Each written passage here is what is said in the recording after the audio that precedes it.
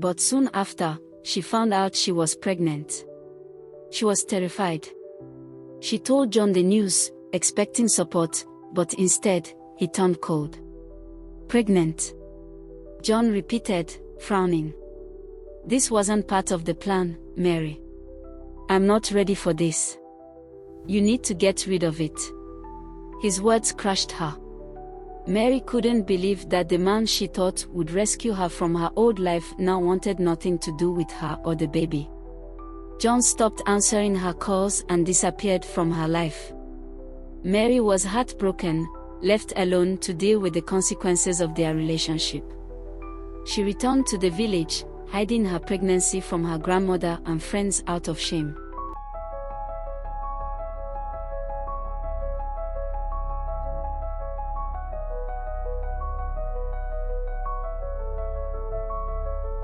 Mary grew up in a small, quiet village. She was a simple girl, raised by her grandmother after her parents passed away when she was young. Life had always been tough, but Mary had dreams, big dreams of leaving the village and becoming successful in the city. Her beauty was her pride, and many in the village admired her, but her heart was set on escaping the hard life she had known. One day, while visiting a neighboring town for a market trip, Mary met John, a handsome young man from a wealthy family. John was different from the boys in her village. He was educated, well-spoken, and dressed in fine clothes. He noticed Mary right away. She was carrying a basket of fruits, her bright smile and graceful walk catching his attention. "Hey, beauty. Do you need help with that?" John asked, flashing her a charming smile. Mary's heart skipped a beat. No one had ever spoken to her like that before. She blushed and allowed him to carry her basket. From that day, they started meeting in secret. Mary was drawn to John's promises of a better life. He painted a picture of the city, big houses, fancy cars, parties, and luxury. Their relationship blossomed quickly, and Mary, trusting John, gave in to her emotions. She thought he would take her away from her struggles. But soon after, she found out she was pregnant. She was terrified. She told John the news, expecting support, but instead, he turned cold. Pregnant? John repeated, frowning. This wasn't part of the plan, Mary. I'm not ready for this. You need to get rid of it. His words crushed her. Mary couldn't believe that the man she thought would rescue her from her old life now wanted nothing to do with her or the baby. John stopped answering her calls and disappeared from her life. Mary was heartbroken, left alone to deal with the consequences of their relationship. She returned to the village, hiding her pregnancy from her grandmother and friends out of shame. But soon, her belly began to grow, and whispers started spreading. One morning, unable to bear the shame, Mary packed her few belongings and left the village without telling anyone where she was going. She made her way to the city, the place of her dreams. But the city was not the glamorous place she had imagined. Life there was hard, especially for a young, pregnant woman with no money and no one to turn to. For weeks, Mary slept on the streets, eating scraps of food and trying to find work. But no one wanted to hire a girl with a swollen belly. She was desperate, afraid, and unsure of what to do next. The reality of her situation was crashing down on her.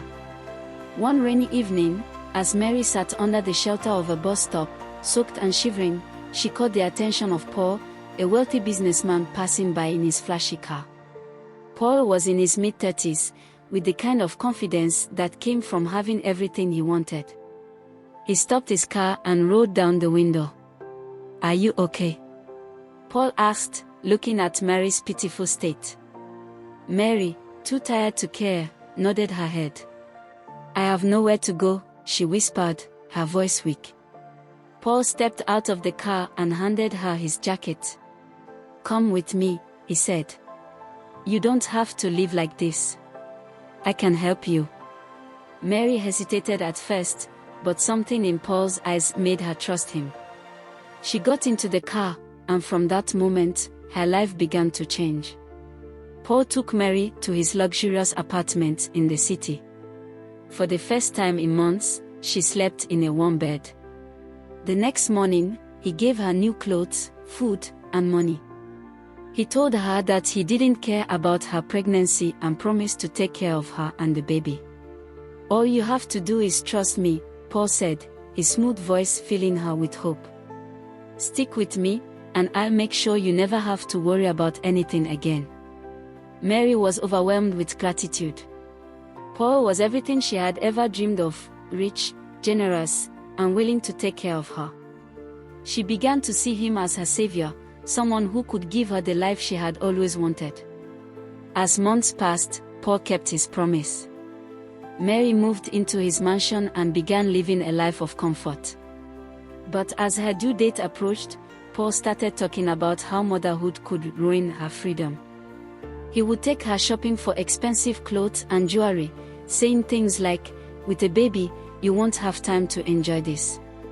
Mary's fear of becoming a mother grew. She started to wonder if she was really ready for the responsibility. Paul's words echoed in her mind.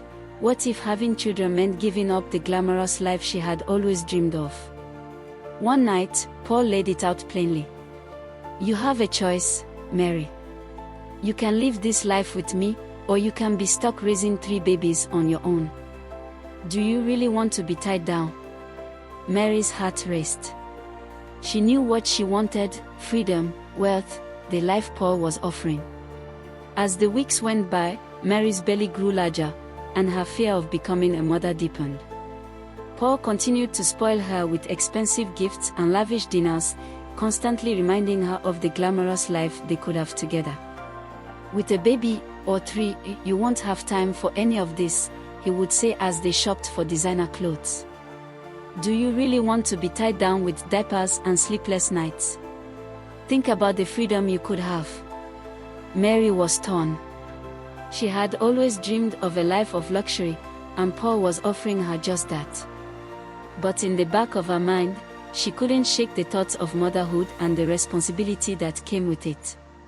A few weeks later, Mary went into labor. The pain was sharp and sudden, catching her off guard while she was resting in Paul's mansion. Paul, ever the provider, quickly arranged for a car to rush her to the hospital. Hours of labor passed, and finally, Mary gave birth to triplets, 3 tiny, beautiful babies, each more perfect than the last. As she held them in her arms for the first time, an overwhelming mix of emotions swept through her. They were innocent, and she was their mother. Could she really leave them behind? Paul arrived at the hospital shortly after the delivery, bringing flowers and gifts, but his face was unreadable. He congratulated her, but his words were cold. "Look, Mary," Paul began, his voice calm but firm. "I know this is hard, but you have to think about your future, our future. Do you really want to be stuck raising 3 babies all by yourself? This isn't the life you wanted. You can still have the freedom we talked about, the luxury. All you have to do is leave them here. I've made arrangements." Mary's heart shattered. She looked down at her 3 babies, their tiny hands reaching out for her. Could she really walk away from them? Could she abandon them for the life Paul promised? Tears filled her eyes as she kissed each of her babies goodbye. She told herself it was the right decision, that she wasn't ready to be a mother, and that Paul's promise of a better life was worth it. With a heavy heart, Mary stood up and followed Paul out of the hospital, in the middle of the night leaving her babies behind. As they drove away, Mary stared out of the window, tears streaming down her face. She told herself it was the right choice, that she wasn't ready to be a mother, and that Paul's promise of a better life was worth it. As Mary and Paul drove away from the hospital, the soft cries of the triplets echoed in her mind. She glanced back, her heart heavy, but Paul's grip on the steering wheel tightened, and he didn't say a word. The luxury car hummed along the road, a stark contrast to the hospital they had just left behind. "Are you sure about this?" Mary asked quietly, her voice shaking. Paul didn't look at her. His eyes stayed fixed on the road ahead. It's for the best. You don't need to worry about them. You'll have the life you deserve. Mary's chest tightened, guilt and confusion swirling inside her. She had dreamed of living in luxury, wearing designer clothes, and having everything she'd ever wanted. But the faces of her newborns lingered in her mind, so tiny, so helpless. They arrived at the mansion, an enormous house filled with sparkling chandeliers and expensive furniture. Paul stepped out, but Mary remained in her seat, staring at the door. It didn't feel right. Nothing about this felt right. As they entered the house, Paul turned to Mary with a smile and said, "Get ready, babe. We are going to a big party tomorrow night. It's going to be the event of the year." Back at the hospital the following morning, the nurses went about their duties as usual, checking on the babies and the mothers. When one nurse entered the room where Mary had stayed, she immediately sensed something was wrong. The bed was empty. Mary was gone. The nurse rushed to the babies, still peacefully sleeping in their cribs. On the bedside table, she noticed a crumpled piece of paper. With trembling hands, she unfolded it and read the heartbreaking note. "Please take care of my babies. I can't do this. I'm sorry." The nurse's heart sank. She had seen desperate mothers before, but leaving behind 3 tiny lives like this was devastating. She quickly alerted the hospital staff, and soon the room was buzzing with murmurs and concerned looks. Hours passed, and after all efforts to find Mary failed, the babies were taken to a local orphanage. The social worker who arrived gently lifted each baby, wrapping them in soft blankets, her eyes brimming with sadness. The note, left by their mother, weighed heavily in her hand as she placed the triplets into the orphanage's cribs. "I hope you find a family that will love you," she whispered as she tucked them in, knowing their futures were now uncertain. Meanwhile, back at the mansion, Mary stood in front of the mirror, adjusting her glittering gold dress. She looked like a queen, a life she had never imagined when she was growing up in the small village. The mansion she now lived in was huge, filled with expensive furniture, gold watches, and diamond earrings. Her boyfriend, Paul, had promised her everything: riches, comfort, and a life where she wouldn't have to worry about anything. But as she admired her reflection, something inside her didn't feel right.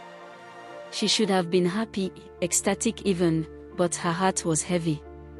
Every time she glanced at her reflection, she saw more than just a beautiful, wealthy woman. She saw the shadow of 3 little faces, the children she had abandoned. Mary tried to shake off the feeling of guilt. "This is what you wanted," she whispered to herself, running her hands down the silky fabric of her dress. "This is the life you deserve." Paul entered the room, smiling as he looked her up and down. "You look stunning, my love," he said, placing a hand on her waist. "Ready for tonight?" Mary forced a smile and nodded. They were heading to another one of the high-profile parties he often took her to. Lavish events with powerful people, where they drank the finest champagne and danced under glittering chandeliers. But no matter how many parties they attended, no matter how much luxury surrounded her, the emptiness inside Mary only grew deeper. "Let's go," Paul said, grabbing his car keys. As they drove through the city, the bright lights of Lagos flashed by. Paul was talking about the guests they would meet at the party, the business deals he was working on, but Mary barely heard him. Her mind kept drifting back to the hospital, to the sound of her baby's cries as she left them behind. Suddenly, Paul's phone rang, pulling Mary out of her thoughts. He glanced at the screen and frowned before answering. "Yeah, what is it?"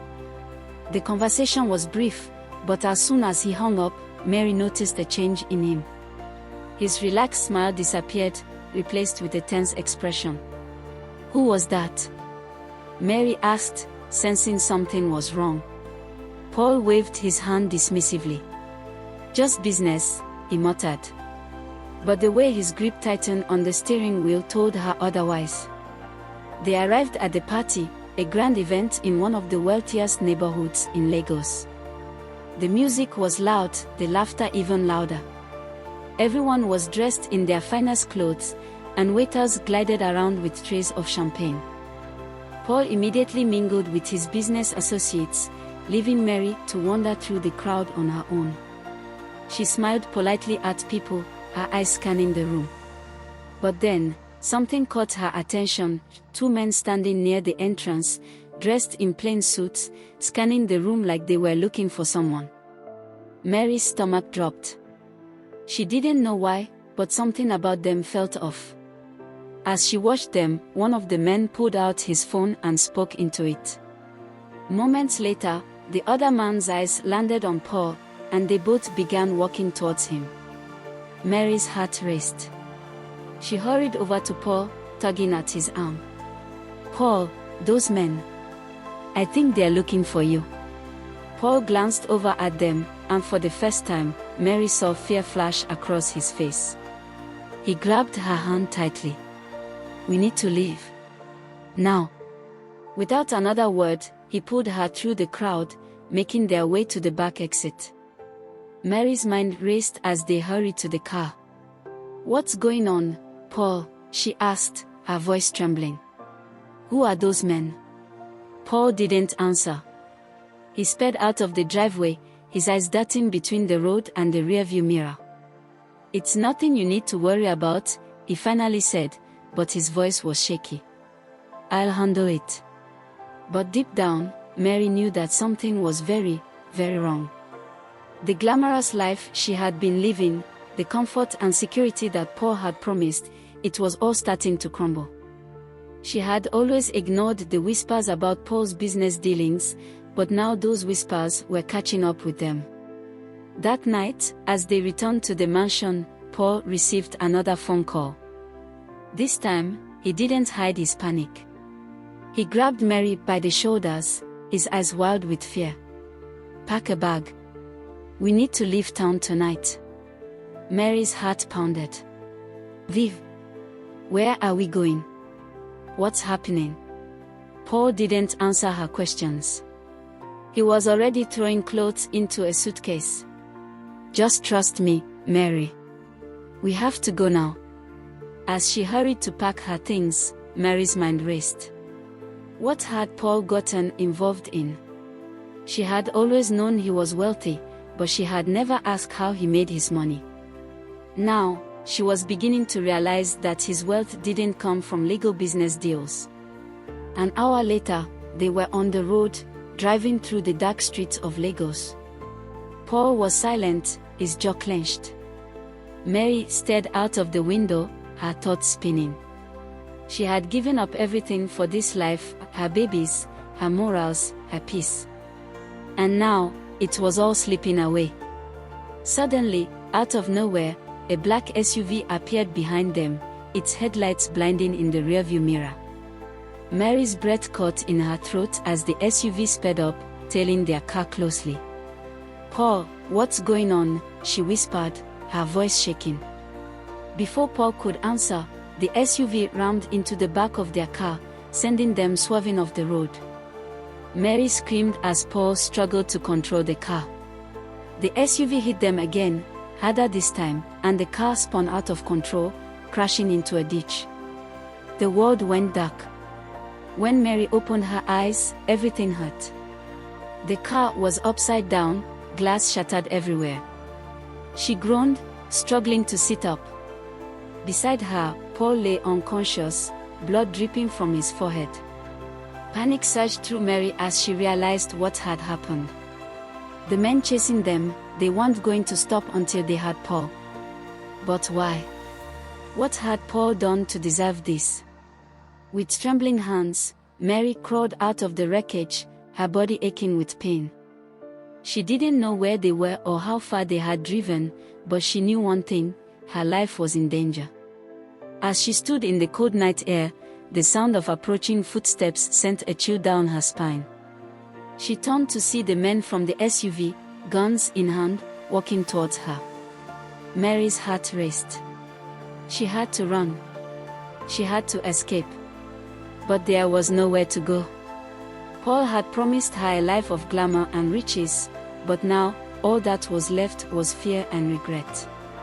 And for the first time in a long time, Mary thought of her babies, the children she had left behind.